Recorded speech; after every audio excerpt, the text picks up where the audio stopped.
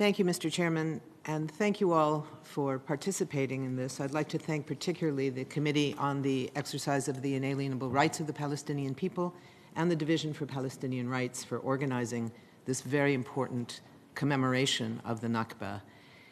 Even commemoration is perhaps not the right word because it implies something of the past, not something that continues.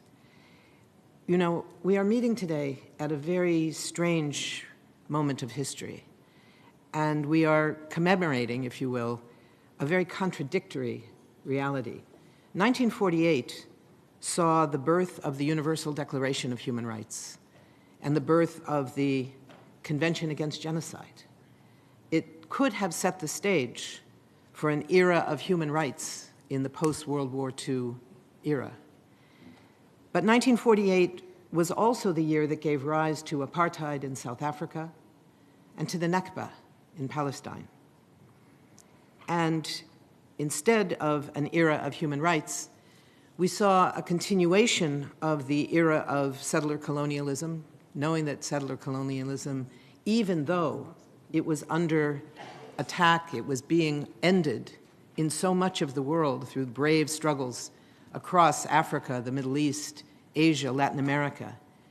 In this case, settler colonialism was not over, and the Nakba of 1948 transformed Palestine. It transformed Palestinian history, and it consolidated one of the last colonial projects in the era of decolonization. Both South African apartheid and the Nakba in Palestine were enabled by Western colonial and imperial interests. South Africa and Namibia are now free, playing an extraordinary role in the world. And now the United States, unlike the earliest stages of the Nakba, but now for sure, the US is the main enabler of the current version of the Nakba, which is underway, particularly what we see in the genocide in Gaza, which is funded and armed by the United States, arming genocide through its provision of military aid, transfer of weapons, and the provision of absolute impunity to the Israeli state for its violations of international law, international humanitarian law, and the human rights of the population. We have already seen in this escalation of the Nakba, we have seen 3 times as many people killed in Gaza, in a very small piece of historic Palestine, than were killed during the original Nakba in 1948. 36,000 people known to be killed, tens of thousands, probably more, buried under the rubble. 15,000 were killed in the period of the Nakba in 1948. 500 villages were destroyed in the Nakba in 1948. In Gaza, we have already seen the destruction of 6 major cities, 8 major refugee camps, and virtually the entire infrastructure of the Gaza Strip, all destroyed. The expulsion and dispossession of 750,000 Palestinians in 1948 in the Nakba has now led to the expulsion and dispossession, in many cases more than once, of 1.3 to 1.5 million of Gaza's 2.3 million people already. And that is underway over and over again on a daily basis. What we see shared in the period from 1948 until 2023 and now 2024 is that none of this was accidental. None of this was simply the unfortunate result of a military battle, because we see the deliberate nature of these attacks. We see the plan, because it's the same plan. The plan for ethnic cleansing, for seizing the land, for settling new colonies on what had been Palestinian land. Before October 7th of 2023, the year 2023, those first 8 months, had already been the bloodiest months across the occupied Palestinian territory since 1948. In the West Bank, there was an escalation of massive number of arrests, of pogroms carried out by settlers in Palestinian villages against those villages, military attacks by Israeli soldiers, the death of more Palestinians than any year before. And in Gaza, that year, a new study was released indicating that in the 16 years of the siege of Gaza, 20% of Gaza's children were already stunted by the age of 2 before October 7, before October 8th, and the period since then, that has led to an absolute denial of food, of water, of medicine, of shelter. This was under the easy version of a siege, the easy blockade that lasted for 16, now 17 years. And that was the effect on the children of Gaza already. In that entire period, from 1948 till 2023-24, we have seen absolute impunity for the Israeli state. Since 1967, with the creation of the so-called special relationship between my government, the government of the United States, and the State of Israel, we have seen the absolute impunity guaranteed directly by the United States, including here in the United Nations, where the U.S. consistently uses its veto in the Security Council to undermine efforts at creating a ceasefire, whether it was in 2006 in Israel's war against Lebanon, in 2008 and 2009 in Operation Cast Lead against Gaza, again in Gaza in 2012, again in 2014, in the 55-day assault on Gaza of that year, in 2018, in 2021, and now again, the United States has said we don't need a ceasefire yet. What do they mean? Not enough people have been killed yet? Not enough children have been killed yet? We don't need a ceasefire yet? And in the General Assembly, Excellencies, where there is no veto, let us be very clear that the United States has been extraordinarily successful at using bribes and threats and punishments against those countries that had the temerity to stand up against U.S. domination of this very institution. That's not a new reality. That's something that goes back to the origins of the United Nations, I'm sorry to say. There's not time today to go through that history, but it is a long-standing reality. In the current period, in this escalation that we have seen of the Nakba process that has been underway, the specific intent required by the Convention Against Genocide was made very clear by Israeli officials, military officials, political officials, members of the Knesset, members of the government, the president, the prime minister, the defense minister, other ministers, over and over again, bragging, not afraid, not ashamed, that they were intending to wipe Gaza off the face of the earth, to bring it back to the Stone Age, that they were dealing with animals and not people. They weren't worried about these statements because they knew they had the protection of the United States, that they would never be held accountable. They would not be held accountable in the International Criminal Court. They would not be held accountable by the Security Council. They would not be held accountable by the United Nations itself. And they would not be held accountable in the International Court of Justice. It took the initiative of South Africa, now the Rainbow Nation, the post-apartheid nation, taking that initiative to say to the world that the institutions largely created in the interest of the colonial countries in the post-World War II moment could now themselves be claimed by the once colonized countries. It was a huge victory, even before their ruling, their almost unanimous ruling, that the actions of Israel are possibly genocidal. Those actions were first welcomed by the President of the United States, by President Biden, with a bear hug and with more weapons. The $3.8 billion worth of weapons that the U.S. sends to Israel every year, this year has skyrocketed up to $17 billion worth of weapons. The U.S. is now more complicit in this genocide than it ever has been before, not only because of the weapons that it is providing to carry out the genocide, but because of the impunity, and then the additional weapons on top of that. But this time there are consequences that we are seeing. Israeli cruelty, seen across the world, on our screens, on our phones, on our computers, on our tablets, on our televisions, heard on our radios, across the world, has not fallen on deaf ears. There is a movement that has risen across the world to say no, to say we demand a genocide that will last, a permanent genocide. And in that context, across the United States, public opinion has dramatically shifted in a way I never thought I would experience. I've worked on this issue, well, let's just say for a longer time than I care to admit. And I thought I would never see a position in which a U.S. elected official would be threatened with losing their next election because they were seen as being too supportive of Israel. That might happen to President Biden.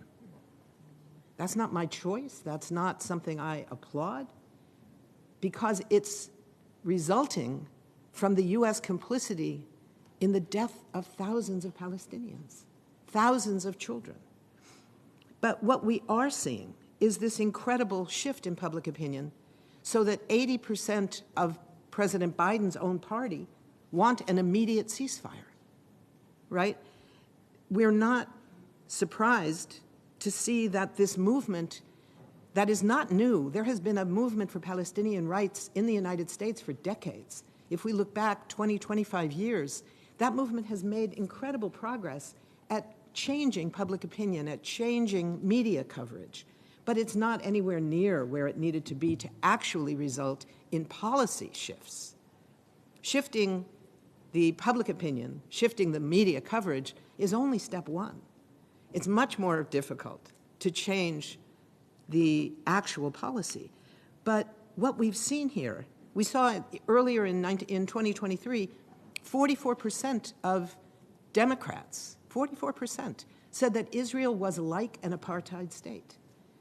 2 years before that, in 2021, in a poll of American Jewish voters, 25% of Jewish voters in this country said Israel is an apartheid state, and 38% of young Jews, not my generation, the young Jews, said that Israel is an apartheid state. So what we're looking at now is a movement that has grown from that beginning to something extraordinary that we've never seen, with occupations of the halls of Congress, Jewish Voice for Peace, the organization I am privileged to work with, occupying Grand Central Station, the Statue of Liberty, the resignation of more and more administration officials who say, I cannot work for administration even when I believe in what it is doing on so many domestic issues, but I cannot be part of it when it is carrying out this policy towards Gaza. Rabbis for ceasefire came here to the United Nations. They prayed in the Security Council chambers. They met with the SG on the 38th floor to say, we are here to support the United Nations efforts at creating a ceasefire, and we're here to tell you that we do not stand with our government's refusal to allow the United Nations to do its job. That kind of work has never been seen before. The vote of uncommitted across this country, which is now enough to send delegates to the Democratic Party convention this summer to say, we are going to vote against the support for genocide. We don't know what we're going to do, but we are saying we cannot now vote for someone we see as supporting genocide. This has never happened before. And then on the campuses across this country, 175 campuses at the last count, it's probably more because it's rising day by day, where the tents are going up. You know, the tents were first a symbol of the genocide, the Nakba of 1948. And now the tents have become the symbol of the resistance of students around the world, not only in the United States, across Canada, in Germany, in South Africa, across the world. Students are building encampments on their campuses to be part of a global opposition to say we need a ceasefire now. And it's not only young Jews, obviously. This is the justice generation. This is the generation in my country that came of age politically in the summer of 2020 with the protests against the police killing of George Floyd, and came to see Palestinian rights as an issue of being against racism, seeing the colonization of Palestinian land as a racist occupation. And that justice generation has been pretty active lately. And they are changing the political character of what political leaders across this country have to take into account. We have been hearing from the administration a new kind of rhetoric. They are hearing these demands, there's no question. They are hearing it. They are changing their rhetoric. At the beginning, it was only about, all we would hear is Israel has the right to self-defense. Israel has the right to protect itself, as if that included the right to impose genocide on an entire population. But now we're hearing that President Biden was brokenhearted when he heard about the World Central Kitchen humanitarian workers being killed, 7 of them. That same day, his administration authorized the sending of 1,000 or more new bombs, including the 2,000-pound bombs, one of which can decimate the structures and the people of an entire city block. So we're hearing a shift in the language. We're not yet hearing the necessary shift in the policy. 3 days ago, we heard about a new shipment of tank ammunition and mortar rounds. This is not the ceasefire that we are demanding yet. The change in the rhetoric at the White House has not been translated into accepting the need for a ceasefire. You know, it took our movement more than 20 years to normalize the understanding that apartheid was the right term for describing Israeli actions in carrying out its occupations throughout the occupied Palestinian territory. It has taken less than 3 months to normalize the term genocide to describe what Israel is doing across Gaza.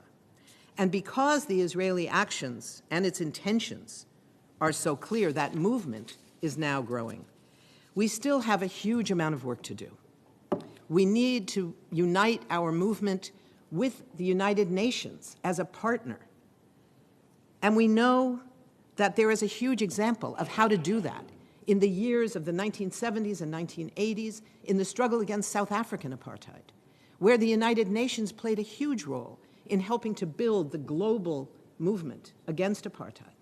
And in those years, it was mainly in the General Assembly, because like now, the Security Council had a veto, and the US, often Great Britain as well, over and over and over again would veto any resolution calling for sanctions against the apartheid regime in Pretoria. But somehow those resolutions kept getting passed in the General Assembly, urging member states to impose an arms embargo, to impose a trade embargo, to stop allowing the apartheid government in South Africa from having access to the global banking system. And over again, we would hear in the United States, oh, don't worry, it's not binding in international law. But somehow, country after country, faced with protest after protest in their own countries, using the statements and the resolutions of the General Assembly as evidence, came to their governments and said, this is your obligation.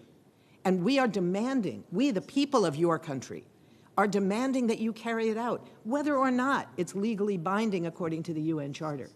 And what do you know? One day in the 1980s, enough countries had done that, enough allies of the United States had done that the United States itself finally gave in, and the Congress passed a resolution calling for sanctions against apartheid South Africa. And yes, then President Reagan vetoed the resolution, but that veto was overturned by the Congress. That's what we need to do. South Africa showed us the way with its recent initiative in the International Court of Justice, challenging the U.S. guarantee of impunity for Israel. The ICJ ruling is now a tool of global civil society to hold up to our governments, demanding that your governments, excellencies, the governments that all of you represent, who now have this obligation, most of your governments are signatories, are state parties of the Genocide Convention. And unlike most conventions, The Genocide Conventions puts obligations on every state party, not only on the country being accused of violating the terms, but on every country that is a state's party to the Genocide Convention. There is the obligation to work to prevent genocide, and if a genocide occurs, to do everything in your power to stop it. You have the model in the resolutions that were passed and how they were implemented during the years of struggle against South African apartheid. It's your opportunity to be on the right side of history. The committee can take the lead with Palestinian and global civil society, to bring the UN as a whole back to doing what the Charter says it was created to do, to stop the scourge of war. And doesn't that have to also mean to stop the scourge of genocide? Even when that genocide is being enabled by the most powerful member state of this organization? We have a lot of work to do. We start with the demand for an immediate and lasting ceasefire, and we move on from there. We have a lot of work to do. Thank you.